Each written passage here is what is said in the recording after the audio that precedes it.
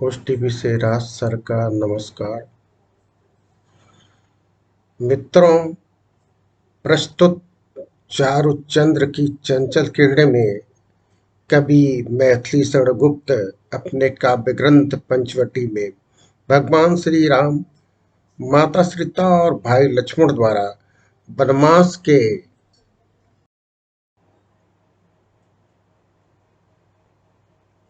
समय पंचवटी नामक स्थान पर बिताई एक चांदनी रात का वर्णन कर रहे हैं। जब भगवान राम और सीता विश्राम कर रहे हैं और लक्ष्मण पंचवटी में कुटिया के बाहर पहरा दे रहे हैं। प्रस्तुत है सिंधी में अर्थ भावार्थ सहित मैथिली शरणगुप्त जी की एक उत्कृष्ट चारुचंद्र की चंचल किरणें। इसमें बहुत ही अच्छे तरीके से चांदनी रात में किरणों का खेल और लक्ष्मण जी की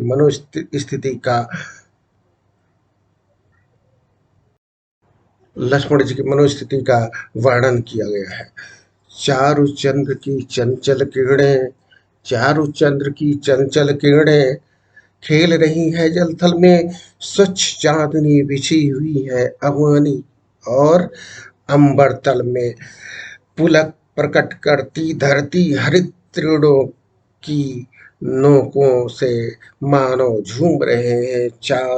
तरु भी मंद पवन के झोंकों से मानो झूम रहे हैं। तरु भी मंद पवन के झोंकों से। सुंदर चंद्रमा की चंचल किरणें और भूमि थल सभी स्थानों पर खेल रही हैं। पृथ्वी यावनी से आकाश तल तक चंद्रमा की स्वच्छ चांदनी फैली हुई है। पृथ्वी हरी घास के तिनकों की चोंच के माध्यम से अपने आनंद को व्यक्त कर रही हैं। ऐसा लगता है कि पेड़ भी तरु भी हल्की मंद हवा की झोंके से झूम रही हैं। पंचवटी की छाया में है सुंदर पर्ण कुटीर बना, जिसके सम्मुख स्वच्छ शिला पर धीर वीर निर्भीक मना जाग रहा यह कौन धनुर्धर, जबकि भुवन भर सोता है। भोगी कुसुम युद्ध योगी सा बना दृष्टिगत होता है। पंचवटी में छाया में पत्तों की एक सुंदर पर्ण कुटीर बनी हुई है, जिसके सामने एक साफ चट्टान सा पत्थर पर एक धैर्यवान, बहादुर और निर्भय मन वाला निर्भीक मना एक व्यक्ति लक्ष्मण जी बैठा हुआ है। वह कौन धनुष धारण करने वाला है जो जाग रहा है, जबकि सारा संसार सो रहा है। भोगी जीवन को जीने वाला पुष्प कुसुम के समान कोमल सा वह यह व्यक्ति आज एक हथियार धारण किए हुए योगी जैसा दिखाई देता है। किस व्रत में है प्रति वीर यह निद्रा का यूं त्याग किए, राजभोग के योग्य विपिन में बैठा आज विराग लिए बना हुआ है प्रहरी, जिसका उस कुटीर में क्या धन है, जिसकी रक्षा में रत इसका तन है, मन है, जीवन है। नींद का त्याग करके यह वीर व्रतधारी किस व्रत का पालन कर रहा है। राज सुख भोगने के लिए योग्य यह व्यक्ति जैसे वन में वैराग्य धारण किए हुए बैठा है, जिसका यह पहरेदार बना बैठा है। उस कुटिया में क्या धन बहुमूल्य वस्तु है, जिसकी रक्षा के लिए इसका शरीर, मन और जीवन लगा हुआ है। मर्त्यलोक मालिन्य मेटने स्वामी संग जो आई है, तीन लोक की लक्ष्मी ने यह कुटी आज अपनाई है।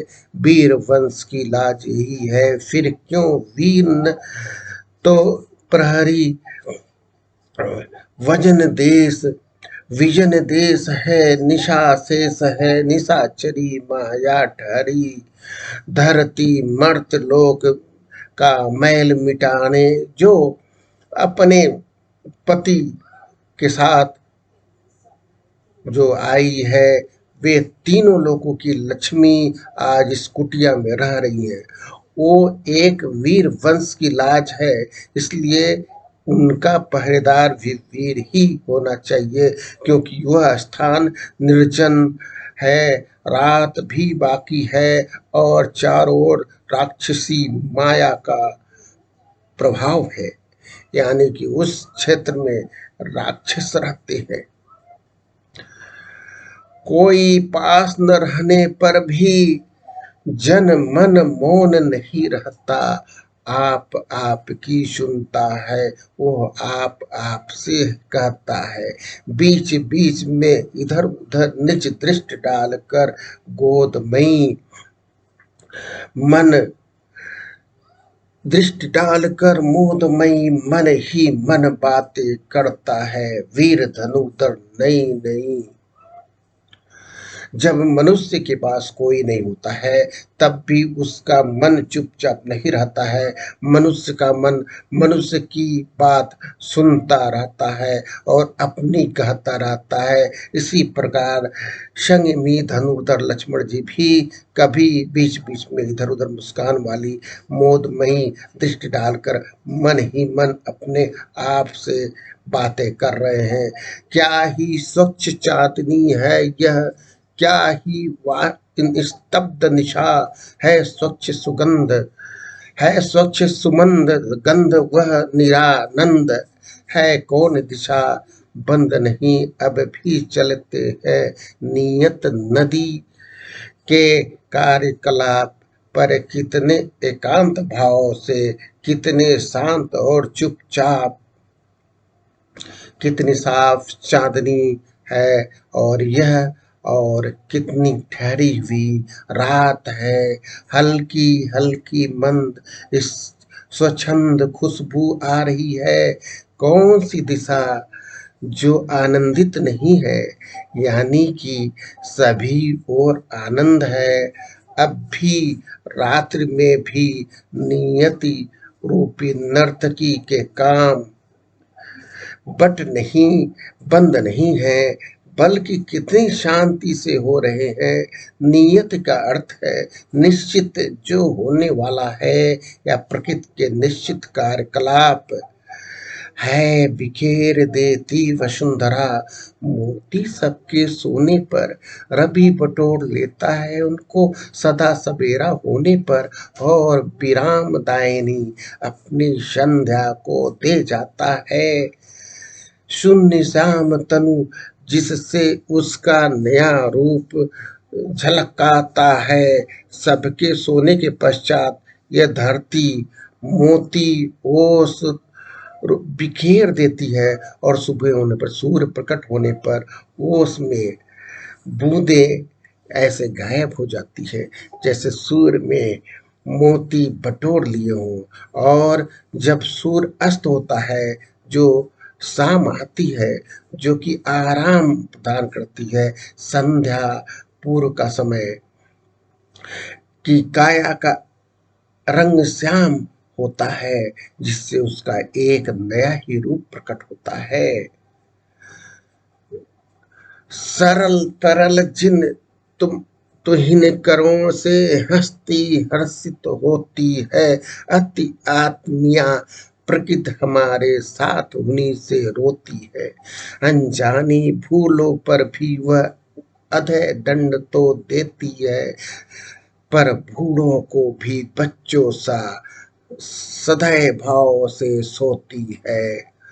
जहाँ एक हो सुंदर और चंचल ओस की बूंदे से प्रकृति हंसती है, प्रसन्न होती है, वहीं दूसरी ओर वही प्रकृति बहुत भावुक होकर उन्हीं ओस की बूंदों से रोती हुई प्रतीत होती है।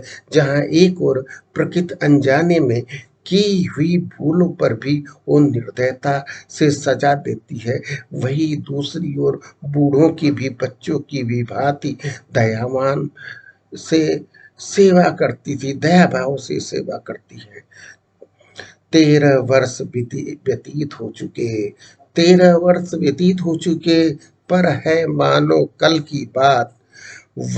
वन को आते देख हमें जब आर्त अचेत हुए थे तात। अब वह समय निकट ही है जब अवधि पूर्ण होगी वन की, किंतु प्राप्ति होगी इस जन को इससे बढ़कर किस धन की। 13 वर्ष बीत चुके हैं वनवास को, पर लगता है जैसे काल की ही बात हो जब हमको राम लक्ष्मण और सीता को वन में आते देखकर दुख के कारण पिताजी बेहोश हो गए थे। अब वनवास की अवधि पूरी होने का समय निकट आ चुका है, परंतु इस व्यक्ति लक्ष्मण को इससे बढ़कर, यानी कि राम सीता की सेवा से बढ़कर किस धन की प्राप्ति होगी। और आर्य को राज्य भर भार तो वे प्रजार्थ ही धारेंगे, व्यस्त रहेंगे हम सबको भी मानव विवश विसारेंगे। कर विचार लोकोपकार का हमें न इससे होगा सो, पर अपना हित आप नहीं क्या कर सकता है ये परलोक। और भगवान राम को क्या प्राप्ति होगी भगवान वनवास पूरा होने पर, क्योंकि राज्य कार्य राजभार तो वो केवल जनता की भलाई के लिए ही स्वीकारेंगे। वे स्वयं तो राज्य कार्य में व्यस्त रहेंगे और हम सबको भी मजबूरी में भूल जाएंगे। लोगों का उपकार सोचकर हमें भी इसका कोई दुख शोक नहीं होगा। पर क्या यह मनुष्य लोग अपना भला स्वयं नहीं कर सकता। मैथिली शरण गुप्त की पंक्तियां शायद यह प्रविष्टि आपको अच्छी लगी हो। दोस्तों, ये हमारी मैथिली शरण गुप्त की कविता मैंने आपको सुनाई। अगर ये आपको अच्छा लगा होगा तो इसे लाइक जरूर कर देना, और वीडियो को जो सब्सक्राइब न किए हो सब्सक्राइब कर देना, और ज़्यादा से ज़्यादा लोगों में शेयर करना। जय हिंद, जय हिंद, जय हिंद।